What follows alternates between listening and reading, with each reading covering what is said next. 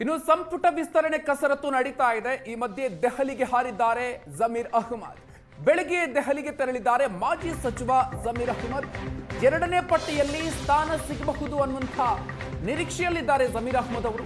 DK Shivakumar ಸಂಪುಟದಲ್ಲೂ ಕೂಡ ಜಮೀರ್ ಅಹ್ಮದ್ ಅವರು ಸಚಿವರಾಗ್ತಾರ? ಈ ಪ್ರಶ್ನೆಗೆ ಉತ್ತರ ಇನ್ನಷ್ಟೇ ಸಿಗಬೇಕಾಗಿದೆ. ಆದರೆ ಹೈಕಮಾಂಡ್ನಿಂದ ದೆಹಲಿಗೆ ತೆರಳ್ತಾ ಇದ್ದಾರೆ. ಹೈಕಮಾಂಡ್ನಿಂದ ಬುಲಾವ್ ಬಂದಿದೆ ಅನ್ನುವಂಥ ಮಾಹಿತಿಗಳು ಕೂಡ ಇದೆ. ದೆಹಲಿಗಂತೂ ಜಮೀರ್ ಅಹ್ಮದ್ ಅವರು ತೆರಳಿದ್ದಾರೆ. ಜಮೀರ್ ಅವರನ್ನ ಮಂತ್ರಿ ಮಾಡೋದಕ್ಕೆ ಅವರ ಬೆಂಬಲಿಗರು ಪ್ರತಿಭಟನೆಯನ್ನ ಮಾಡಿದ್ರು. ಸೊ ಹೀಗಾಗಿ ಜಮೀರ್ ಅವರ ಈ ದೆಹಲಿ ಭೇಟಿ ಈಗ ಸಾಕಷ್ಟು ಕುತೂಹಲಕ್ಕೆ ಕಾರಣ ಆಗ್ತಾ ಇದೆ.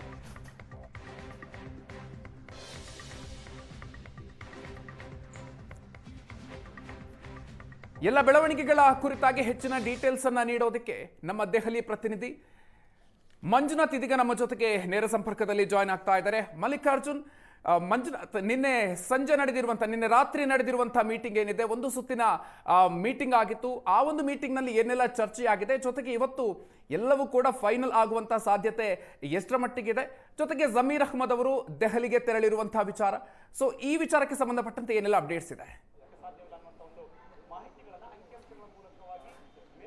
ಮಧು, ರಾಜಕೀಯ ಆಟ ಅಥವಾ ಸಂಪುಟ ವಿಸ್ತರಣೆಯ ಆಟ ಬಹುತೇಕ ಇವತ್ತಿಗೆ ಫೈನಲ್ ಆಗುತ್ತೆ ಅಂತ ಅನಿಸುತ್ತೆ. ಯಾಕಂದರೆ ಕಳೆದ 3-4 ದಿನಗಳಿಂದಲೂ ಕೂಡ CM ಆದಿಯಾಗಿ, ಮಾಜಿ CM ಆದಿಯಾಗಿ, KPCC ಅಧ್ಯಕ್ಷರ ಆದಿಯಾಗಿ ಎಲ್ಲರೂ ಕೂಡ ಇಲ್ಲೇ ಮುಖಾಮುಡಿದ್ದಾರೆ ದೆಹಲಿಯಲ್ಲಿ.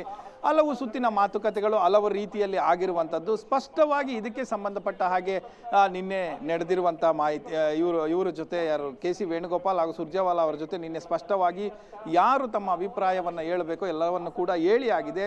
ಅಸಮಾಧಾನ ಇದ್ದಂಥ ಹೆಸರುಗಳಿಗೆ ಮಾತ್ರ ಒಂದು 3-4 ಹೆಸರುಗಳಿಗೆ ಅಸಮಾಧಾನ ಇದೆ ಅಂತ ಹೇಳ್ತಾ ಇದ್ದಾರೆ. ಅದನ್ನು ಹೊರತಾಗಿ ಇನ್ನೆಲ್ಲವೂ ಕೂಡ 3 ಜನ ಒಪ್ಪಿರುವಂತಹ ಸಂಪುಟವೇ ಆಗಿರುತ್ತೆ ಅನ್ನುವಂಥ ಮಾಹಿತಿಗಳು. ಸೊ ಇದಕ್ಕೆ ಅದರಲ್ಲೂ ಕೂಡ ಪ್ರಮುಖವಾಗಿ ರಾಹುಲ್ ಗಾಂಧಿಯವರ ಡೈರೆಕ್ಷನ್ ಮೇಲೆ ಸಿದ್ಧಗೊಂಡಿರುವಂಥ ಪಟ್ಟಿ ಇದು. ನೀವು ಒಪ್ತೀರಾ ಅಥವಾ ಒಪ್ಪಲ್ವಾ ಅದು ನೆಕ್ಸ್ಟ್ ಕ್ವಶನ್. ಆದರೆ ಅವರ ಡೈರೆಕ್ಷನ್ನಲ್ಲಿ ಸಿದ್ಧಗೊಂಡಂತಹ ಒಂದು ಪಟ್ಟಿ ಇದು. ಹಾಗಾಗಿ ಬಹುತೇಕ ಎಲ್ಲ ನಾಯಕರು ಕೂಡ ಒಪ್ತಾರೆ. ಅವರು ಯಾಕೆ ಈ ಪಟ್ಟಿ ಮಾಡಿದ್ದೀನಿ ಅನ್ನುವಂಥ ವಿವರಣೆಯನ್ನು ಸಾಕಷ್ಟು ವಿವರವಾಗಿ ಎಲ್ಲ ನಾಯಕರು ಕೂಡ ಈ ಹಿಂದೆಯೂ ವಿವರಣೆ ಕೊಟ್ಟಿದ್ರು. KC ವೇಣುಗೋಪಾಲ್ ಥ್ರೂ ಮತ್ತು ಸುರ್ಜೇವಾಲಾ ಥ್ರೂ ಇವೆಲ್ಲವನ್ನು ಕೂಡ ಹೇಳಿಸಿ ಆಗಿದೆ ಯಾಕೆ ನಾವು ಈ ಥರದ ಇದಕ್ಕೆ ಕೈ ಹಾಕಿದ್ದೇವೆ ಅನ್ನುವಂಥದ್ದು. ಈಗ ಉಳಿದಿರುವಂಥದ್ದು ಪಟ್ಟಿ ಹೊರಗಡೆ ಬರಬೇಕು. ಈ ಪಟ್ಟಿ ಹೊರಗಡೆ ಬರಬೇಕು ಅಂದರೆ ಅಂತಿಮ ಹಂತದಲ್ಲಿ ಅವರ ಸಮ್ಮುಖದಲ್ಲಿ ಒಂದು ಚರ್ಚೆ ಆಗಬೇಕು. ಇದು ಒಂದೇ ಬಾಕಿ ಇರುವಂಥದ್ದು. ಎಲ್ಲವೂ ಕೂಡ ಈ ಪಟ್ಟಿಗೆ ಸಂಬಂಧಪಟ್ಟಾಗಿ ಎಲ್ಲವೂ ಕೂಡ ಈಗ ಆಲ್ರೆಡಿ ನಡೆದಾಗಿದೆ. ಈಗ ಉಳಿದಿರುವಂಥದ್ದು ಅವರ ಸಮ್ಮುಖದಲ್ಲಿ ಒಮ್ಮೆ ಪಟ್ಟಿ ಇಟ್ಟು ಏನಾದರೂ ಅಸಮಾಧಾನಗಳಿದೆಯಾ, ಯಾವ ಮಾನದಂಡಗಳಲ್ಲಿ ಇಟ್ಕೊಂಡು ಮಾಡಿದ್ದೇವೆ ಅನ್ನೋವಂಥದ್ದನ್ನ ಇನ್ನೊಮ್ಮೆ ಕನ್ಫರ್ಮ್ ಮಾಡಿಕೊಂಡು ಮತ್ತೆ ಹೊಸ ಮುಖಗಳು ಯಾಕೆ ಮಾಡಿದ್ದೇವೆ ಅನ್ನೋವಂಥದ್ದನ್ನ ವಿವರಣೆ ಕೂಡ ನಾಯಕರಿಗೂ ಕೊಡ್ತಾರೆ ಮತ್ತು ಅವರಿಂದಲೂ ಕೂಡ ಕೆಲವೊಂದಷ್ಟು ಮಾಹಿತಿಗಳನ್ನು ಪಡ್ಕೊಳ್ತಾರೆ. ಸೊ ಇವೆಲ್ಲವೂ ಕೂಡ ಈಗ ಸಂಜೆ 4:15ಗೆ ನಡೆಯುವಂಥ ಸಭೆಯಲ್ಲಿ ನಿರ್ಧಾರ ಆಗುತ್ತೆ. ಇದಕ್ಕೆ ಸಂಬಂಧಪಟ್ಟಾಗಿ ಎಲ್ಲ ರೀತಿಯಿಂದಲೂ ಕೂಡ ಪಟ್ಟಿಯನ್ನು ಅಳೆದು ತೂಗಿ ಎಲ್ಲವೂ ಕೂಡ ಮಾಡಲಾಗಿದೆ. ಈಗ 4:15 ಸಭೆಯಲ್ಲಿ ಏನಾಗುತ್ತೆ ಅನ್ನುವಂಥ ಪ್ರಶ್ನೆ ಇರುವಂಥದ್ದು. ರಾಹುಲ್ ಗಾಂಧಿಯವರು ಇವತ್ತು ಸಂಸತ್ ಅಧಿವೇಶನದಲ್ಲಿ ಭಾಷಣ ಮಾಡಲಿದ್ದಾರೆ. ಆ ಭಾಷಣ ಮುಗಿದ ಕೂಡಲೇ ಸಭೆ ಆರಂಭ ಆಗುತ್ತೆ ಅನ್ನುವಂಥ ಮಾಹಿತಿಗಳು ಇರುವಂಥದ್ದು. ಹಾಗಾಗಿ 4:15 ಅಥವಾ ಬಿಟ್ವೀನ್ 5 ಆಗ್ಬೋದು. ಅವರೇನಾದರೂ ಅಲ್ಲಿ ಹೆಚ್ಚು ಕಡಿಮೆ ಪಾರ್ಲಿಮೆಂಟಿಂದ ಬರೋದು ತಡ ಆದರೆ ಅನ್ನುವಂಥ ಮಾಹಿತಿಗಳು ಲಭ್ಯ ಆಗ್ತಾ ಇರುವಂಥದ್ದು. ಮಧು, ಓಕೆ, ಥ್ಯಾಂಕ್ ಯು ಮಂಜುನಾಥ್ ಡೀಟೇಲ್ಸ್ಗೆ.